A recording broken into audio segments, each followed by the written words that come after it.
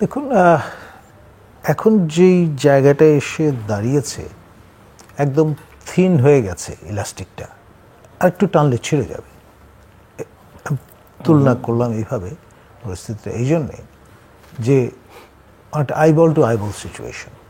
এখানে আপনার আমাদের সশস্ত্র বাহিনী, 3 বাহিনীর সমাহার, এবং প্রোটোকল ওয়াইজ সশস্ত্র বাহিনীর মধ্যে সেনাবাহিনী বাংলাদেশে প্রথমে বিবেচনায় আসে। সেই বাহিনীর যে নেতৃত্ব করছেন 4 স্টার জেনারেল ওয়াকারুজ্জামান, তাকে সারমেয় শাবক বলবার এই রেফারেন্সে ফ্রেমে নিয়ে আসা হয়েছে আপনার মহামান্য রাষ্ট্রপতিকে, যিনি আপনার সর্বাধিনায়ক 3 বাহিনীর।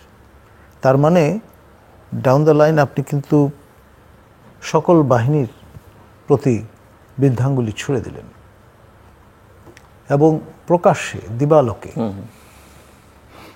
এ ধরনের ভাষা আমি আগে কখনো রাজনৈতিক পরিমণ্ডলে উচ্চারিত হতে দেখিনি বাংলাদেশে। আর যে রকম প্যাশন নিয়ে এ ধরনের বক্তব্য হাজির করা হচ্ছে, তা ভয়ানক বিপজ্জনক পরিণতি ডেকে নিয়ে আসতে পারে। সশস্ত্র বাহিনী আমাদের স্বাধীনতা সার্বভৌমত্বের প্রতীক, আমাদের গর্বের ধন, এবং আপনার বরাবরই রেসপেক্টেড। তো সেখানে যতক্ষণ পর্যন্ত একজন ব্যক্তি মহামান্য রাষ্ট্রপতির চেয়ার অলঙ্কিত করছেন, তিনি ইমিউন, তাকে কোনোভাবেই মেলাইন করা যাবে না, মামলা রুজু করা যাবে না। আমাদের সাবেক রাষ্ট্রপতি অ্যাডভোকেট আব্দুল হামিদের নামে মামলা রুজু হয়েছে, কিন্তু তিনি যখন দায়িত্বে নেই সেই সময়। এই বিষয়টি আমাদের যেন খেয়াল রাখা হয়। যাই করুন না কেন, ইমপ্লিকেশন চিন্তা করে আপনার কথা বলা ভালো। আপনি যেখানে একজন মানুষ ওয়েল ট্রেইনড, একটা সনদ লাভ করলেন, তারপরে এ ধরনের বাক্য ব্যবহার কতটা তার জন্য মঙ্গল ডেকে নিয়ে আসবে, সেটাও কিন্তু বিবেচনা করা দরকার। আর এখানে আপনার যেভাবে একটার পর একটা এপিসোড যুক্ত হচ্ছে, তা আমাকে শঙ্কিত করে তুলছে এবং মনে হচ্ছে এই প্রক্রিয়ায় একটা পর্যায়ে আপনার যেই নির্বাচনকে ঘিরে এত বর্ষা, সেটাই চিমেরা হয়ে যায়, যেটা বাংলায় আমরা মরীচিকা বলি। এখন এই পরিস্থিতিতে যদি আপনার 11-11 মতো 2টি সরকার পরপর আমরা গঠিত হতে দেখি, তাহলে অবাক হওয়ার কিছু থাকবে না।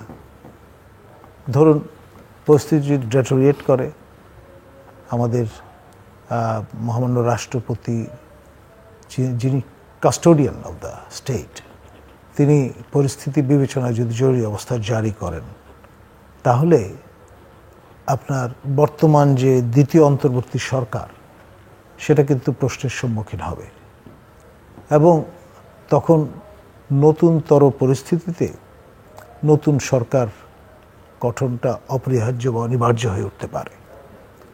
এবং অনেকেই এই প্রশ্নটা তুলছেন যে স্বপ্ন কথা বিবৃত করেছিলেন অনেক দিন আগে আমাদের মাননীয় বর্তমান প্রধান উপদেষ্টা, তার স্বপ্নের রাজনৈতিক দলের রূপরেখা তিনি তুলে ধরেছিলেন। তারই বাস্তবায়ন, যাকে তিনি আলিঙ্গন করলেন দায়িত্ব ছেড়ে দেওয়ার পরে বরপুত্রের মতো, তার আহ্বানে সাড়া দিয়ে যখন এই দলটি আত্মপ্রকাশ করল, নবগঠিত আপনার দল, তারা অনেকেই মনে করছেন যে মাননীয় প্রধান উপদেষ্টার আশীর্বাদ পুষ্ট। এবং এই যে মনে করাটা, সেটার সূত্র কিন্তু আমরা এখানে খুঁজে পাচ্ছি। তো ফলে কতটা নিরপেক্ষতা আর আছে এই সরকারের, সেই প্রশ্নটা কিন্তু বেয়ারা লোকজন তুলবেই। আমি মুখ আটকাবেন কি করে? দেশের ভেতরে নাহলে বাইরে থেকে করবে। তো ফলে এই রকম চরিত্রের সরকারের অধীনে আর যাই হোক, অবাধ, সুষ্ঠু, নিরপেক্ষ এবং অংশগ্রহণমূলক নির্বাচন কতটা সম্ভব সেটা নিয়ে প্রশ্ন উঠবে। ইতিমধ্যে আরাফাত, যিনি ঢাকা 17 আসন থেকে এই নামি দামি নির্বাচনে জয়লাভ করেছিলেন বলে ঘোষণা করা হয়েছিল, তিনি যে বয়ানটি হাজির করেছেন সেটা কিন্তু রিমার্কেবল।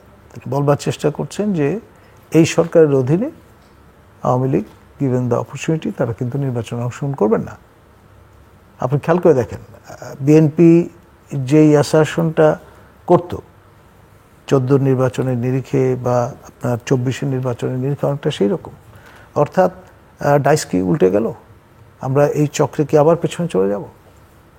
এখন এই লোকটি যে বক্তব্যটি রেখেছেন, তার সঙ্গে হাসিনা তনয় আপনার জয়ের যে সখ্যতা, সেটা তো আমরা জানি, সর্বজন বিদিত। এটাই ছিল তার সোশ্যাল ক্যাপিটাল।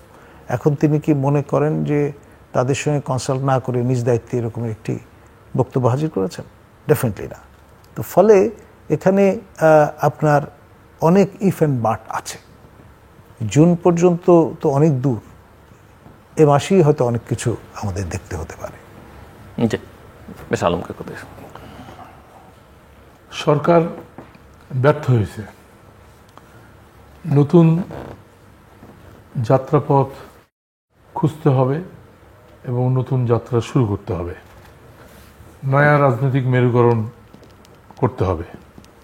রাজনীতি, প্রতিরক্ষা নীতি, বিদেশ নীতি, দেশ পরিচালনার নীতি, পরিশেষে গণতন্ত্র, গণতন্ত্র, গণতন্ত্র এবং জাতীয় ঐক্য, এই পথে যেতে হবে। আজকে পরিস্থিতি দেখে মনে হচ্ছে সেনাপ্রধানের যে সতর্ক বাণী, সেটি কি নতুন করে আমাদের সামনে প্রতিভাত হচ্ছে? আমার ধারণা সেনাপ্রধান যখন বলেছেন, নিশ্চয়ই তার কাছে তো গোয়েন্দা তথ্য থাকে এবং সেই তথ্যের ভিত্তিতেই তিনি হয়তো, এটা তো আমাদের সাধারণভাবে আমরা যারা বাইরে কাজ করি আমাদের তো এক ধরনের পারসেপশন তৈরি হচ্ছে বা আমরা সেভাবে কথাবার্তা বলছি, কিন্তু তার কাছে আরও ভেতরকার তথ্য নিশ্চয়ই ছিল বা আছে। তিনি তো সতর্ক করেছিলেন, তার যে সতর্ক বাণী, সেটা আজকে মনে হচ্ছে যে মাত্র কয়েক সপ্তাহের মধ্যেই প্রতিভাত হয়ে উঠেছে। এবং আজকে